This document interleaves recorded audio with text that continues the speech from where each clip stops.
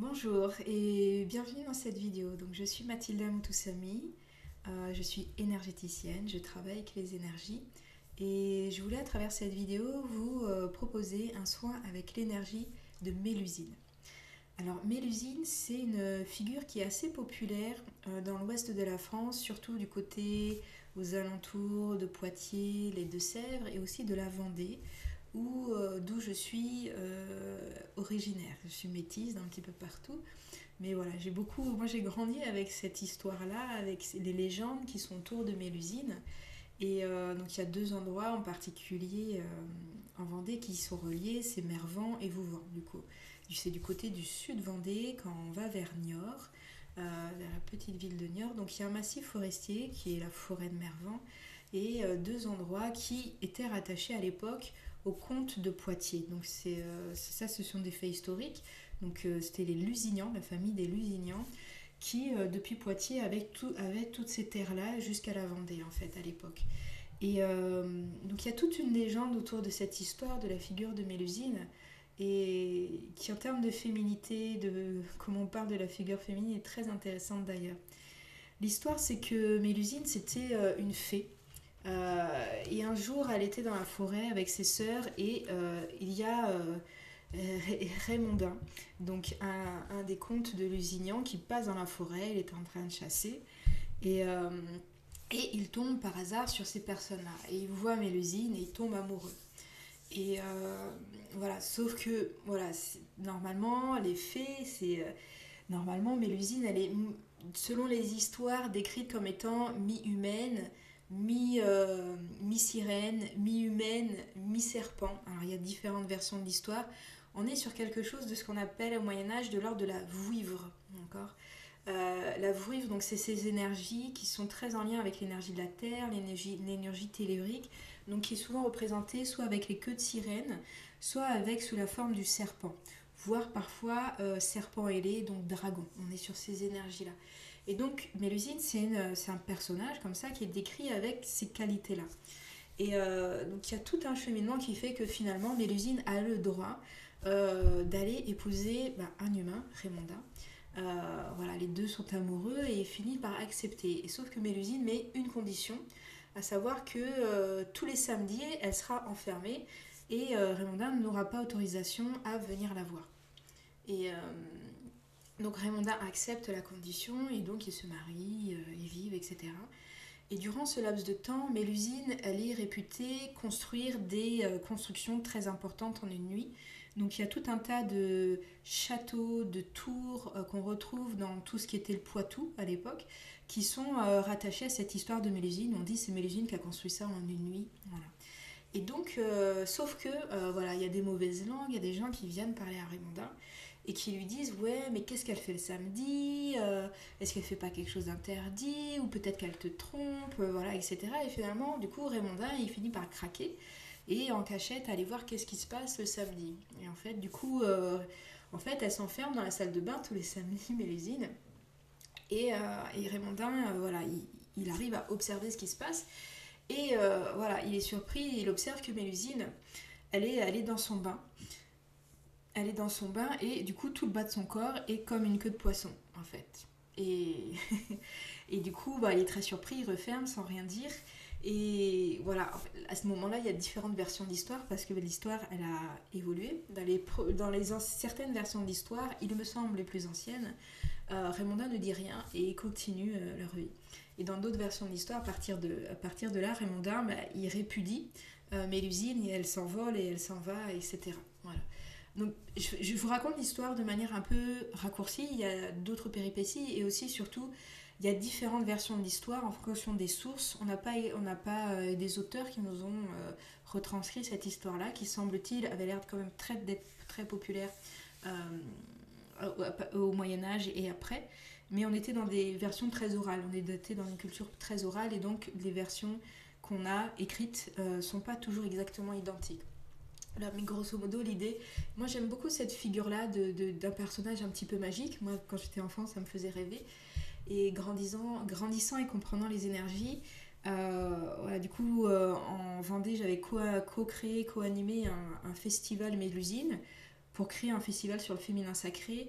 Et c'est vrai que tout de suite, en recherchant une figure locale qui fait appel à la féminité, c'était forcément Mélusine qui arrivait avec cette notion très intéressante de mystère féminin, de magie féminine, de choses du féminin un petit peu cachées, qui a besoin d'être protégée.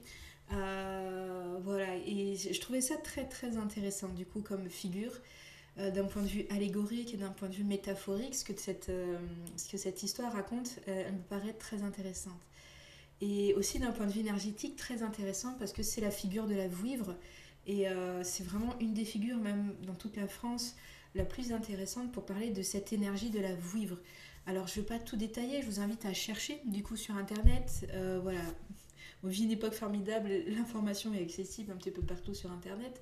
Et la vouivre vraiment dans cette notion de, ok, c'est les courants telluriques, c'est qui correspond vraiment très fortement aux courants telluriques de la Terre, donc tout ce qui est qu'on retrouve donc dans les rivières, sous la forme courant tellurique eau, et qu'on retrouve dans les lignes du tellurisme de la Terre, très intéressant.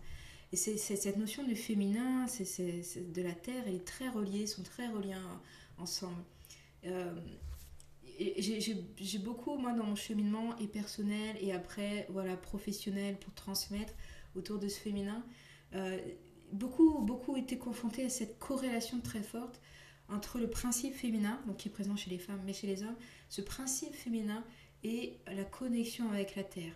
Euh, Comme si, comment on accueille le principe féminin dans nos sociétés, comment on traite la Terre, comment on interagit avec la Terre, comment on interagit avec les champs, tout ça est très en lien. Voilà. Est-ce qu'on est dans l'accueil, est-ce qu'on est dans l'écoute, est-ce qu'on est dans le j'attrape, je contrôle, je soumets à ma volonté et j'en tire dont j'ai besoin, ou voilà, je prends conscience qu'il y a une dimension sacrée d'écoute, de temporalité à positionner de manière très forte là-dedans. Voilà.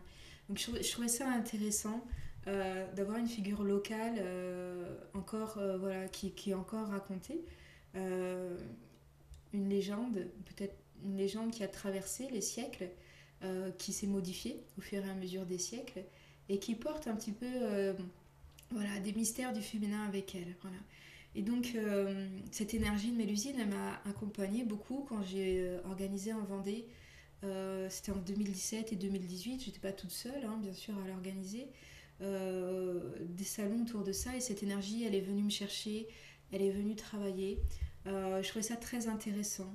Il y a l'énergie du serpent, la médecine du serpent. Il y a l'énergie du dragon, la médecine du dragon qui était là aussi, très présente. Et voilà, du coup, j'avais envie de faire connaître et de partager un petit peu cette énergie. Donc à partir de maintenant, l'énergie là, elle se met en place à partir de maintenant dans la vidéo. Donc si vous voulez pas recevoir, vous arrêtez de regarder. L'idée c'est de regarder la vidéo que quand vous êtes ok, quand ça vous parle, quand ça résonne et quand ça vibre avec vous. Vous pouvez peut-être mettre une phrase d'intention plus forte pour dire voilà, je suis ok pour recevoir ce soin avec l'énergie de Mélusine. Voilà, vérifiez bien que toutes les parties de vous sont alignées et ok pour recevoir ça en fait, d'accord. Toujours votre consentement, vous êtes votre propre maître. Voilà, c'est une proposition que je fais à travers cette vidéo et il n'y a que les personnes qui sont ok qui pourront voilà, tout simplement recevoir. Donc pour les personnes qui sont ok pour recevoir, l'invitation va être de vous allonger et de rester connecté à vos sensations physiques un maximum. Voilà, comme si vous receviez un soin tout simplement. Et voilà, moi je vais à partir de maintenant, je vais démarrer. Alors il y aura des moments de silence, il y a peut-être des moments où je vais parler et peut-être des moments où je vais souffler, voire chanter. Du coup, je m'accompagne un peu de toutes ces vibrations sonores dans des sons énergétiques. Voilà.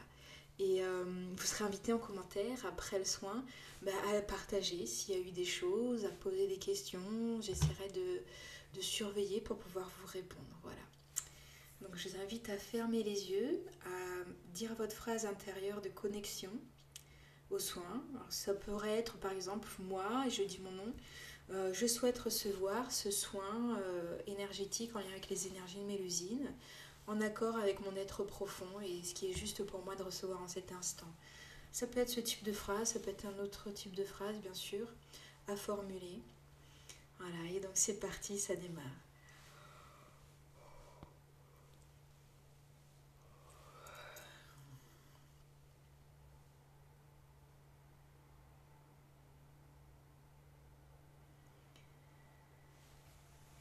vrai que dans les forêts, il y a encore des ombres qui courent et qui parlent de moi, et qui parlent de légendes, qui parlent de plein de figures historiques, mythiques, légendaires. On ne sait plus si je suis poisson, dragon, eau. On se rappelle que je suis mouvement, circulation, que je serpente et que je sinue entre les arbres, dans les forêts, à cette époque où la forêt couvrait tous ces espaces-là. Et que j'ai pu être vent, courant de rivière, et courant d'air, magie de la nuit et serpent de minuit. Et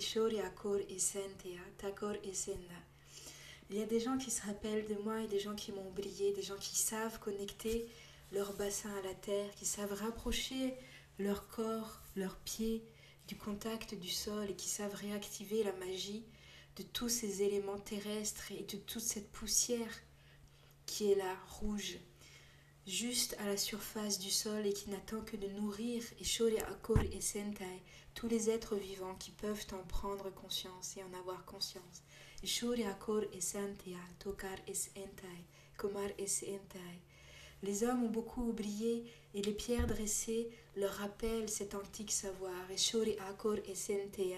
Et les tours et les donjons aussi connectés à ces espaces-là, sur les promontoires, et Shori Akor Ena, dans les fontaines et dans les sources cachées dans les sous-bois, et Shori Akor et Santai, et certaines clairières encore vibrent de ces fées qui chantent jusqu'à minuit dans un espace sans fin et sans infini, où il n'y a pas de fin ni de commencement et tout chante et tout danse en permanence, une fête qui ne s'arrête jamais, une joie, et Shori Akor et Sentai, qui envoie des vibrations sur tout le réseau tellurique, et Kore Asanto Era Akor Ena, pour jouer de l'équilibre des vibrations et pour que les choses s'équilibrent, s'allègent, et Kore Asanto Eker Ena, car tout existe sur terre et c'est ok. Naikor et Sentai, les courants d'air, tous les courants, Shakor et Sentai Ena, peuvent mourir, naître, reprendre, et Shori Akor et Sentai, ou tourner parfois à l'infini, en boucle dans un mouvement perpétuel, et Shori Asori et Akor Enatai Kir Ena, en sachant que la mort est juste un passage d'autre état, le mouvement continue, mais ailleurs, dans d'autres ailleurs, ou dans d'autres types de mots, dans d'autres types d'ailleurs, dans d'autres types d'espace, dans d'autres états, Shori Akor Ena, mais les mots manquent pour définir exactement. Shori As Ori Akotante Shori Esentai, Maru Okai Ki Enatai, Sori Atanai, Shomari et Sori et Kentai. Et les courants sont aussi à l'intérieur de vous. Vous êtes constitué de courants. Et Shori As Ori et Kan à l'intérieur de votre corps physique, mais aussi à l'extérieur. Et ces courants sont reliés aux courants extérieurs. Et tout ça communique, échange, se nourrit, s'abreuve, court, danse, follement au firmament, en permanence. Tout ça danse en permanence. Et Shori Akor et Santai, Kor Ena. Et l'état normal, l'état d'être de la vie, Shorias Arana, c'est de respirer, de courir sur ces courants. Et Shoria Kor et Santokar Enatai Korena. La mort, c'est l'arrêt de ces courants. Et Shorias Arana, il n'y a plus de circulation. En tout cas, ici, maintenant, quand la mort survient. Shoria Kor et Sentai, Kedatori et Santomai. Et Shoria Kor et Sentoe, Kar Onatai Shor et Sena. Ker Onatai Kor et Sentea. Voilà. Et cette énergie de la terre, quand on sait s'en nourrir, elle peut faire des miracles de magie pour construire, pour bâtir, pour créer. C'est comme la sève des arbres, c'est la nourriture nécessaire pour que l'arbre grandisse. Et il y a plein de manières de s'abreuver à ça. De se rappeler des vouivres qui personnifiaient ces énergies, de se rappeler de ces énergies,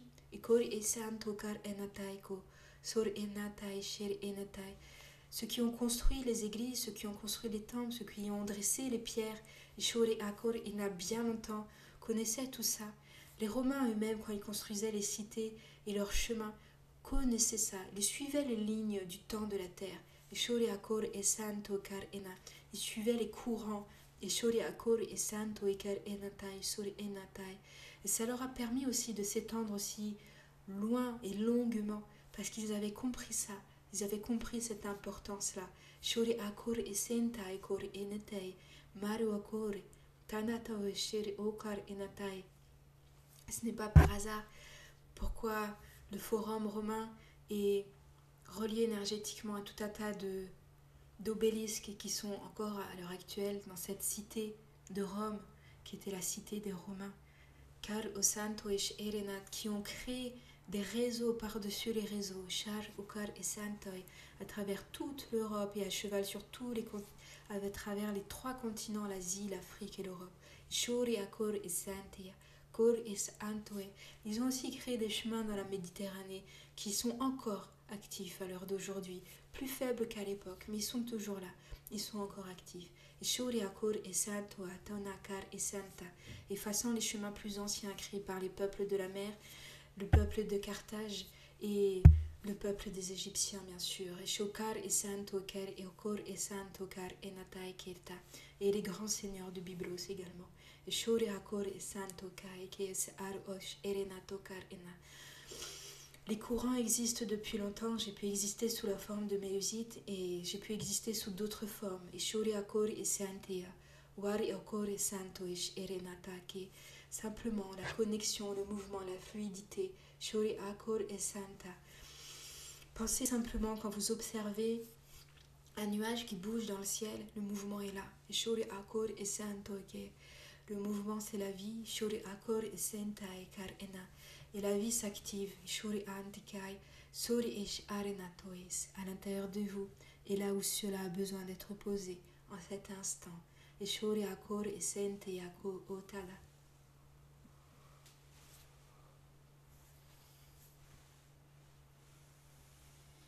Voilà. Et le soin est terminé à présent. Et vous allez pouvoir rouvrir les yeux, reprendre conscience de l'espace dans lequel vous êtes. Si vous avez voyagé loin, prenez le temps de respirer, de bouger les mains, les pieds, de remobiliser votre corps. Prenez tout votre temps. Voilà, moi je vais vous laisser s'il y a des commentaires, des partages, des ressentis. Voilà, c'est une manière de faire découvrir cette énergie du féminin qui est dans le mouvement fondamentalement, qui est dans la création du mouvement, des choses en perpétuelle évolution. Ekar et Santoish, Eriatan Kar et Okor et Seme, et Marius Ekor et Natai, She Oria, Ekor et Senomai, et Shuri as Oria, et Kantokai sur Enta.